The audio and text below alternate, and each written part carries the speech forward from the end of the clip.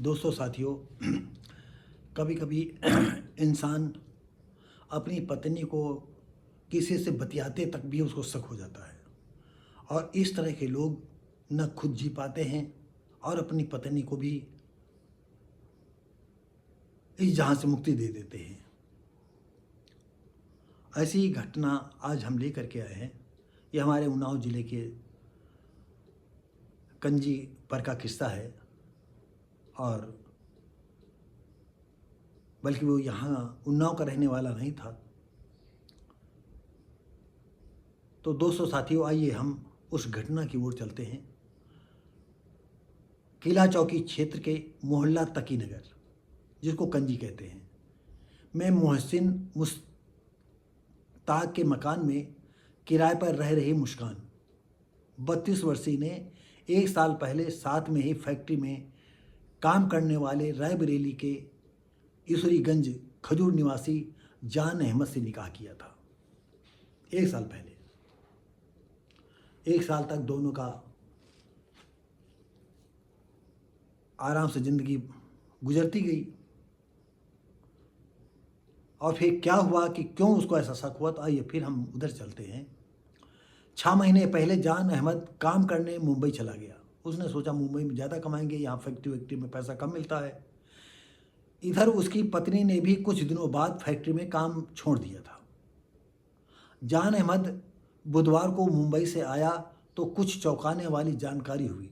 मोहल्ले में रहने वाले एक युवक से नज़दीकी को लेकर दोनों में मंगलवार को काफ़ी विवाद हो गया। पति पत्नी में काफ़ी विवाद हुआ। सारी रात झगड़ते रहे।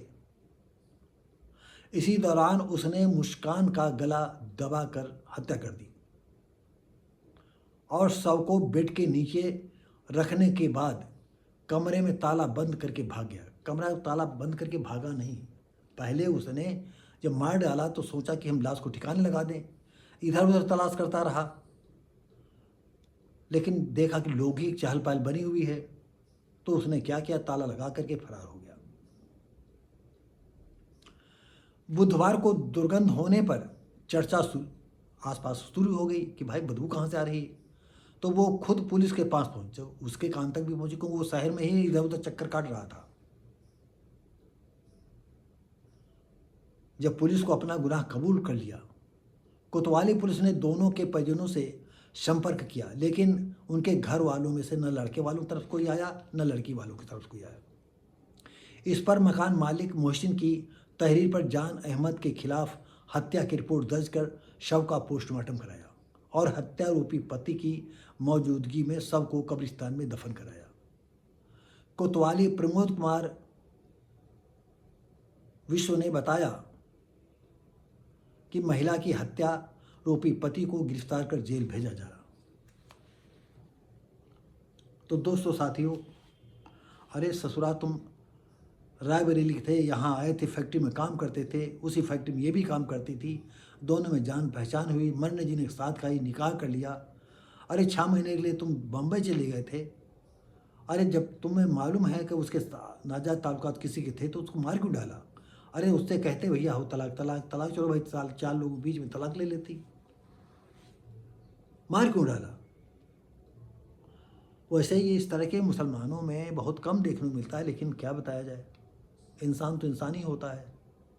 और एक और बात बता दें, हमने ये देखा है, जो पत्नी अगर प्रेमी को 100% चाहती है, 100%, वो ये नहीं चाहती कि हमारे पति को कोई शेयर करे।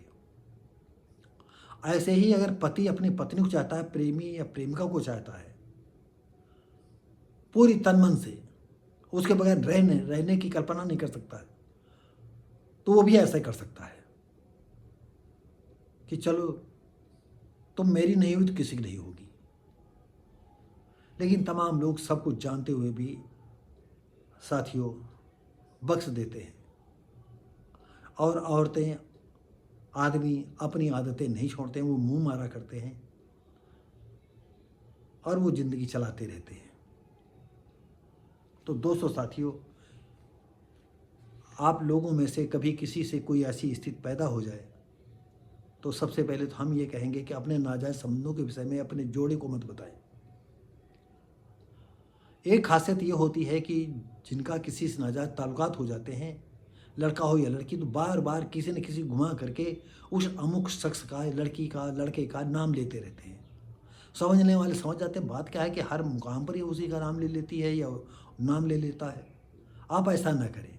अगर पति पत्नी के संबंध चलाना है, किसी तरह से मर गिर करके संबंध आपके चल रहे हैं, तो इन संबंधों को आप, जिस लड़के से आपके ताल्लुकात हैं, उसको कभी अपने घर में जिक्र नाम तक न लीजिए। लड़कों से कहते हैं, लड़कियों से कहते हैं, क्योंकि हम ये जानते हैं कि ये हवा जो चल पड़ी है, इसको दुनिया की कोई ताकत रोक नहीं पाएगी। तो कहीं लड़का मरेगा, कहीं ज़्यादातर 100 में 99 लड़कियां मरेंगी, एक आधा लड़का मरेगा। तो खासकर लड़कियों को सजग होने की ज़्यादा ज़रूरत है। तो दोस्तों, साथियों, ये वीडियो कैसा लगा? हम उम्मीद करते हैं अच्छा लगा होगा। तो लाइक, शेयर, कमेंट करें, सब्सक्राइब करें, बेल आइकन जरूर दबाएं। हम मिलेंगे आपको अगली वीडियो में। तब तक के लिए नमस्कार, जय हिंद।